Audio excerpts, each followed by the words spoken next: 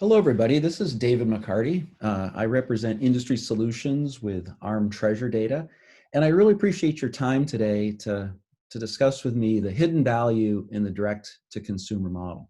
This is a very, very important topic right now from a food and beverage industry standpoint, and hopefully you'll enjoy some of the thoughts we have and our point of view on DTC. So, just to get started, this graph here, I guess, is sort of that famous hockey stick chart, right? Where you have a trend trending along, and then all of a sudden, boom, you have this really large uptick. And this is representing the e-commerce penetration in the United States as a percentage of overall sale.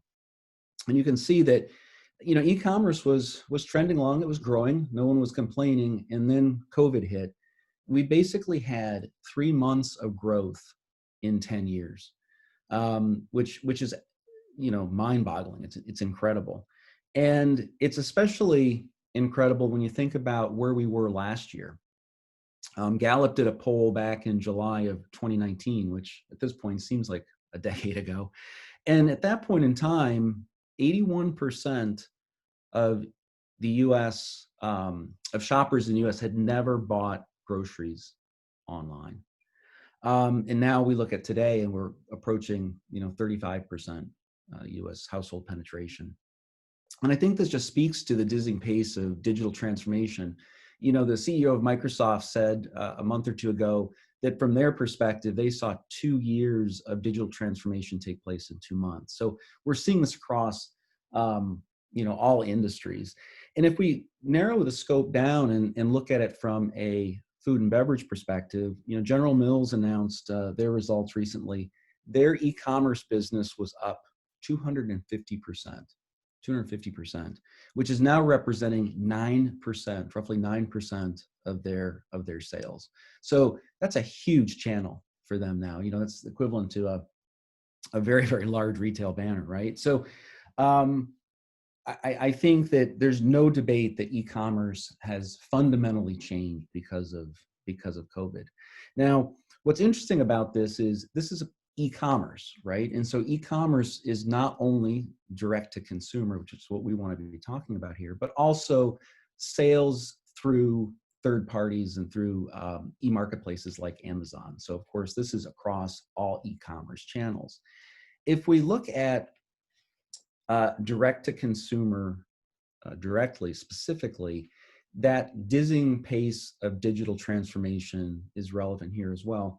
Many CPG companies moved to a direct-to-consumer model during COVID because of some of the challenges with distribution and out of stocks and supply chains being in disarray. And what was really interesting is the pace with which many of these companies were able to do these transformations, get a direct-to-consumer website set up. So this is an example from PepsiCo with Frito-Lay. PepsiCo actually was able to launch 2 DTC sites, snacks.com and pantryshop.com, in 30 days from concept to launch. And that's just incredible. And we'll talk a little bit later about some of the barriers that have been removed in terms of getting a DTC site set up. But what this has really allowed Frito and other PepsiCo brands to really not only sell to consumers but engage with them and really meet them in whatever demand moments are taking place from a consumer perspective. And they were really thoughtful in terms of the way they thought through how to sell in different bundles across the very, very broad portfolio of products that they have. So for example, on pantryshop.com, they have bundles around workout and recovery, so Muscle Milk and Gatorade and other products that they have. So it's a great example of seeing the need and then being able to execute against that in a very, very timely fashion. So the point here, though, is what we want to get to is the thought that DTC is not just a sales channel, but it's an engagement channel. It's almost like the flow of goods out direct to consumer. There's a direct from consumer back of data. So it's basically it's circular. There's product going out, but you have this ability to capture data from the end consumer that then has value and can provide opportunity for further engagement. And this is really important when you think about, where we've been as an industry. With historically an entity, a retailer and wholesaler, et cetera, being between us as a food and beverage company and the end consumer, that always kind of limited our ability to do that one-to-one engagement. And now through the internet, through direct to consumer type capabilities, that barrier has been removed. And this is so important because first party data has been so elusive for food beverage companies. And it's going to probably continue to be elusive. And as there's more sort of data privacy issues and cookies are going to go away, this ability to capture that data is going to be really, really important. So, what are some of the use cases beyond e-commerce? So if we think about direct to consumer as not just a revenue, a sales channel, but something beyond that, what are some of the use cases that are out there? Well, these are the three that I think really sort of rise to the top. We maybe have an opportunity to talk about some other ones a little bit later, but the first one is this ability to drive loyalty through more personalized engagement. The second is the ability to take full control of your brand in terms of the content and the messaging and that engagement with your end consumers. And the final one is really around how you can use that data that's flowing back, that direct from consumer, if you will, that information to drive and accelerate product innovation. So let's dig into these a little bit more. So if we think about loyalty, one of the unexpected consequences of COVID is that, we were, I think we all experienced this, stores were closed, there were out of stocks because of supply chain disruptions, and people had to shop at different stores. Maybe their favorite brands and products they typically buy were out of stock, so they had switch brands or switch websites. So over about 75% of consumers actually have tried different store banners, different websites, or different brands because of COVID.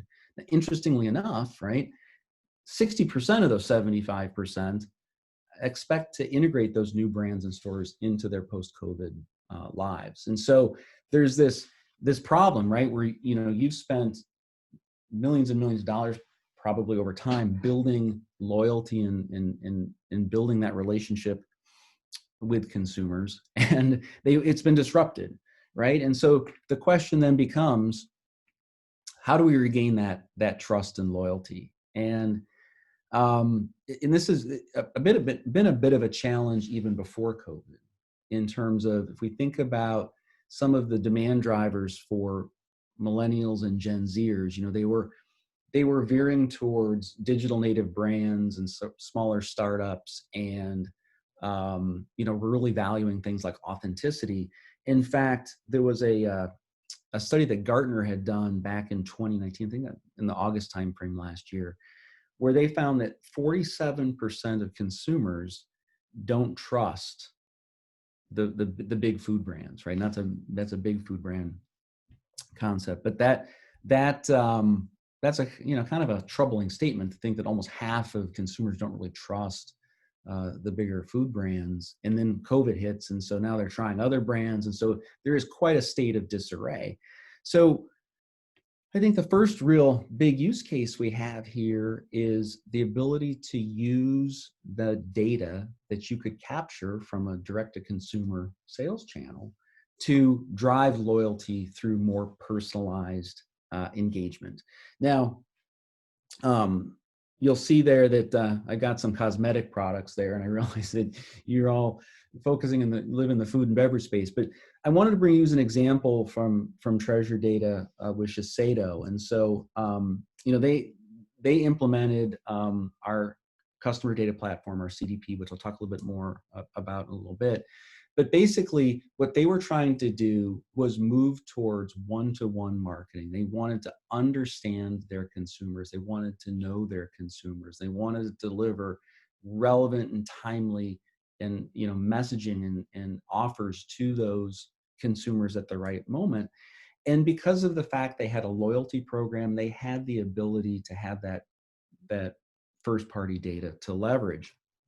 And what was interesting about this is they were able to take this data, do the, merge it, unify it, get a single sort of version of the golden record, if you will, of the consumer, and then build out the appropriate messaging for them. And what they saw was a 20% revenue increase for their loyalty program members. So 20% revenue increase because of the fact they had that personalized engagement. They knew their consumers.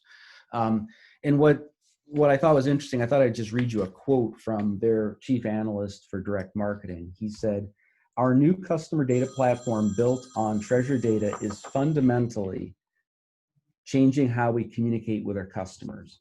Blasting emails to everyone who tried samples or bought a particular product won't lead to customer delight. Detecting a mood swing in each customer and changing the tone of push notifications does." So it's all about that knowing the customer, knowing the consumer, and delighting them at the right moment in time. Now, contrast that with an experience one of my colleagues had with buying. She purchased kind of a high-end coffee product recently. Prior to COVID, she was out with family, went to a restaurant. They were serving a particular coffee. She really enjoyed it. COVID hit. She thought, gosh, I better stock up on coffee. Went to their website, ordered a fairly significant amount of coffee, and didn't hear from them. They had her information, and they knew who she was. Didn't reach out. I think 2 months later, maybe sent her an email. It wasn't personalized. It wasn't related to the product she had purchased. And so that was a bit of a turnoff, right? They missed an opportunity to really drive that loyalty, to know her as a individual, as a consumer, to drive that ongoing relationship with her, into the future. So that's the first, I think, big use case, is being able to capture that data and use it to better inform your one-to-one marketing efforts to personalize that engagement. If we go then to the next one, which is really around taking full control of your brand. So you'll notice the Nike sneaker here, and I'm going to use them as an example because I think it's a really good one. Back in 2017, Nike went down a path of a pilot with Amazon to sell their product through kind of a Nike store within Amazon, and then late last year they canceled that pilot. And if you look in the press, there's a number of different reasons for it, but at the end of the day, it was really the fact that Nike felt like they were losing control of the messaging. They were losing control of the relationship with their customers, with their end consumers. There were other shops that were selling Nike products on the Amazon marketplace that maybe had more reviews, so they surfaced higher in the search.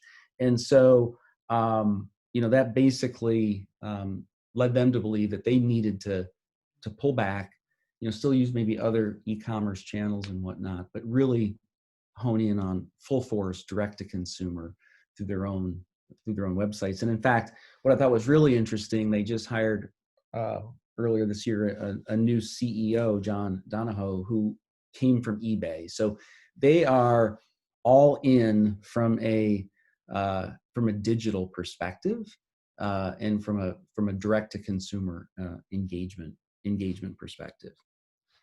So again, this ability to remove the intermediary that has historically sat between you and the consumer, the retailer, et cetera, by going direct to consumer, you have that ability to control the messaging, the blogs, the reviews, to interact with those consumers one-on-one, and really make sure that you're not losing any of the the brand equity, and you spent all this money to basically build your brand. You don't want to lose that and abdicate that to another party.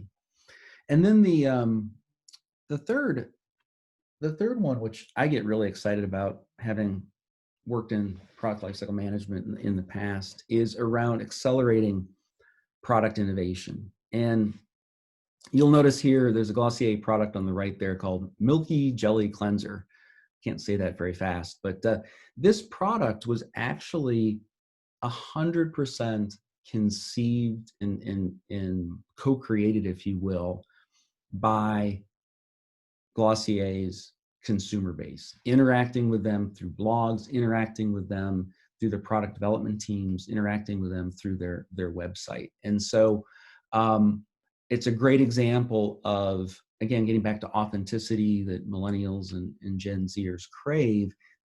How can you be, you can't ask for anything more authentic than a co-created product, right? That you've helped build with a CPG company.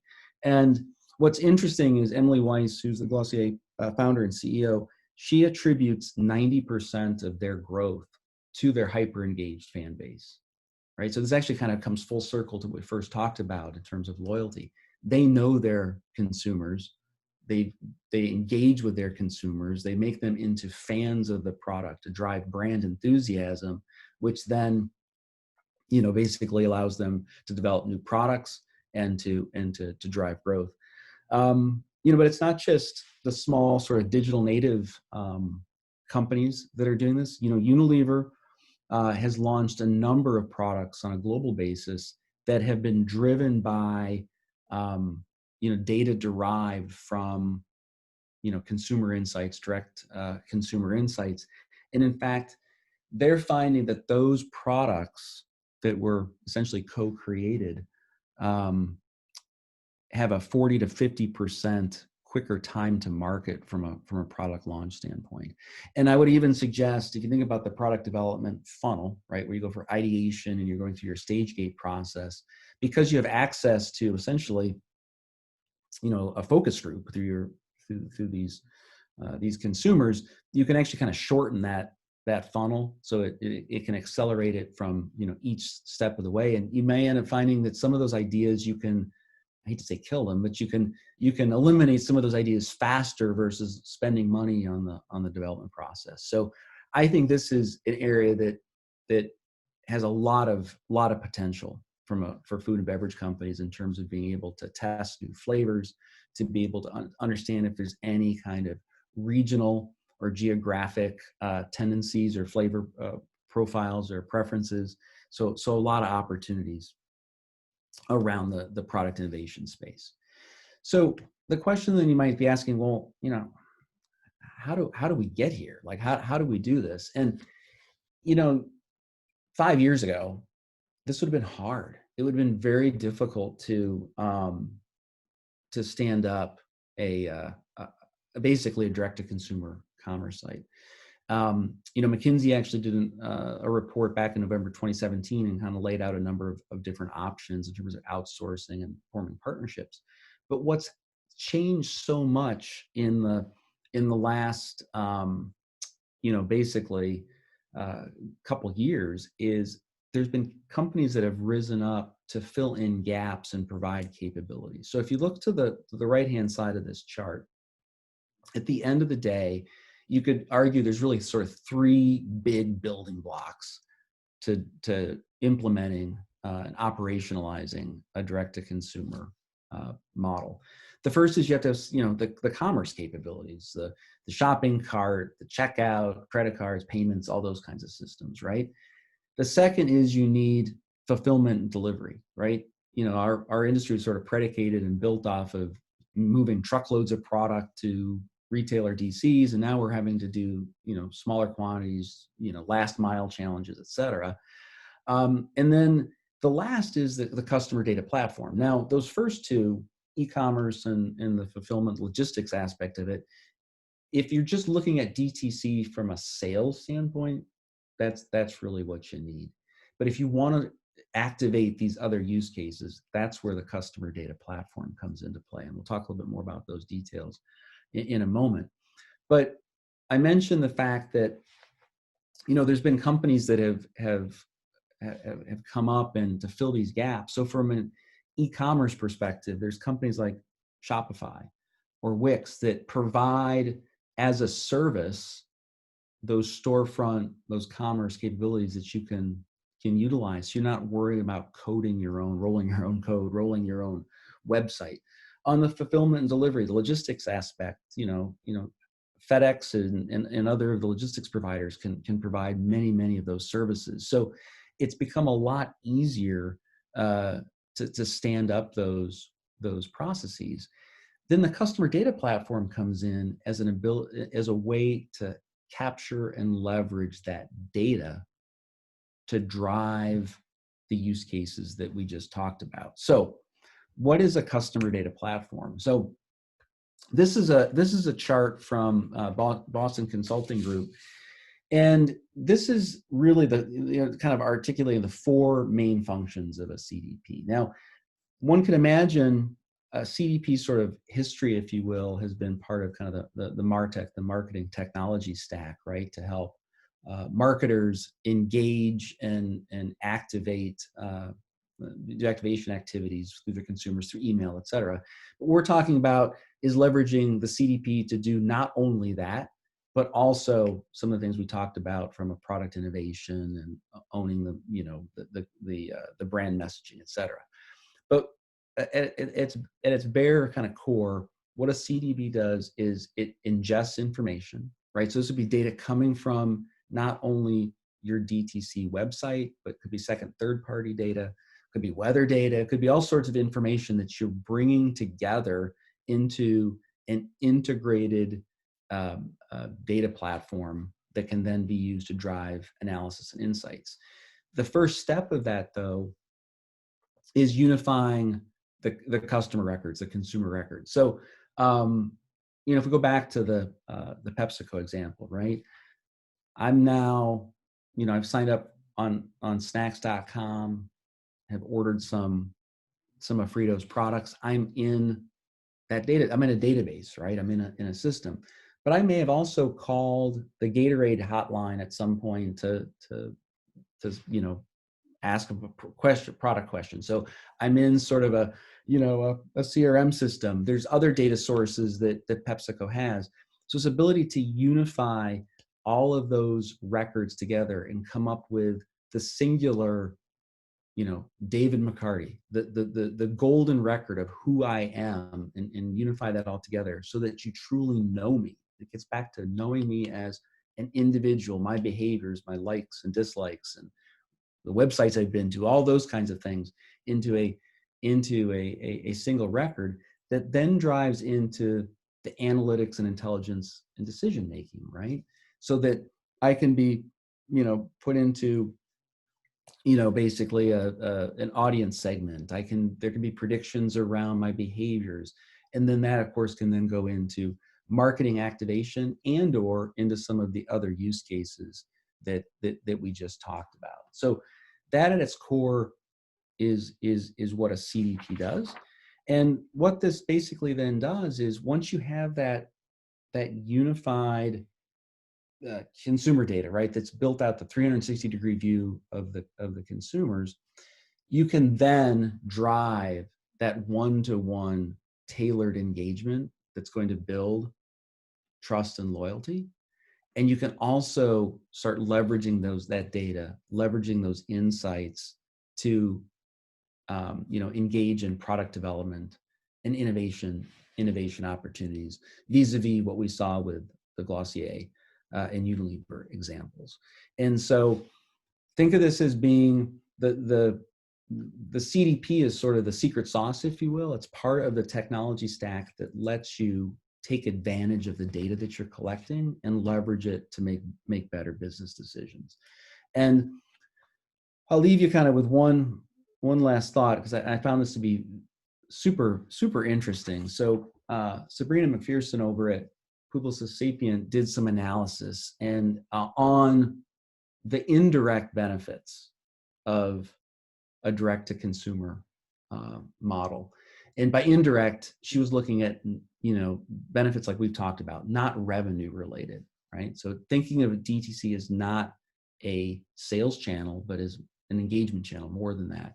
And what her analysis found was that the value of these other activities, the product innovation, the engagement, marketing, et cetera, having that first party data was 1.4 to 1.7 times. So it's 140 or 100 to 170% greater than the direct revenue stream.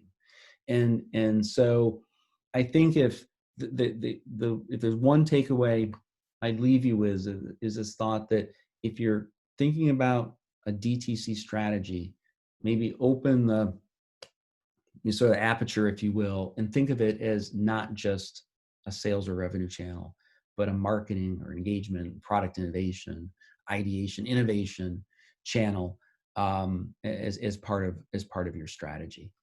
So with that, again, I want to thank you for your time today. Hopefully you found this valuable. If you have questions, please submit those, reach out, connect with me on LinkedIn, and have a great rest of the webinars and conferences. Thank you very much. Thanks, David. And hi, everyone. This is Chris Rand with the U.S. Digital Food and Beverage event series. David, we have some time left, and I have a couple of follow-up questions to your presentation. And the first question is, have you seen other use cases in addition to the ones you outlined that leverage DTC data? Yeah, great question, because I think we were focused on a lot of use cases that were really geared more towards I want to say like the front office, if you will, marketing and brand, if you will, brand management and product innovation. But there's also interesting use cases that could be more on the supply chain side of the house. So again, if you think about this data that you're capturing, it could better inform basically demand planning activities, demand forecasting activities. You're getting a good view of some hyper localized demand sensing, if you want to call it that, because of the fact that you know where people live. It's highly localized. And I think from a demand planning or demand forecasting standpoint, the fact that you can do some kind of A/B testing of maybe new product ideas could help in forecasting broader product launches, right? So Sure. I think one of the hardest things as a CPG or a food beverage company is getting a new product launch forecast right, making sure you have adequate product out in the distribution channel. You're spending money on trade and on marketing to drive demand for this product, and the last thing you want to do is be out of stock, right? Sure. And so this, if you launched first digitally, right, on DTC, you could use that as to gather some data to better inform some of those supply chain activities as well. So I think there's absolutely a supply chain element to this as well, or potentially could be. Okay, great. And we do have one more question before we wrap up. So you had mentioned a few CPG companies that are in subsegments other than food and beverage. Do you see more food and beverage companies moving to DTC in the future? Yeah, absolutely. I really think that that there's just been I almost want to say a pivot, right? And Sure. because of COVID, and then I think historically, a lot of the products that brands, if you will, that were leveraging DTC were maybe in the cosmetics area, maybe higher priced products, if you will, so you could warrant a lot of the costs associated with distribution, et cetera. But I think now the consumer's mindset has changed, right? We now saw people are willing to buy food and beverage products online. And I also think that there's been some really creative ways getting around sort of I take the back to PepsiCo, right, with snacks.com. They did a very creative way of bundling products together so it would get a sufficient size of the basket, if you will, to warrant shipping and getting people to buy. So I do think that both the barriers that we talked about from a commerce and logistics standpoint have gone away, but maybe more fundamentally, consumers are ready for this. And I think CPG and food beverage companies have have recognized that the time is now. And we're seeing a lot of interest in our platform on our CDP, specifically from a DTC perspective within the food and beverage space. Okay, great. All right. Well, David, thanks again for joining us today. Thank you. Thank you very much. And thanks everyone for tuning in.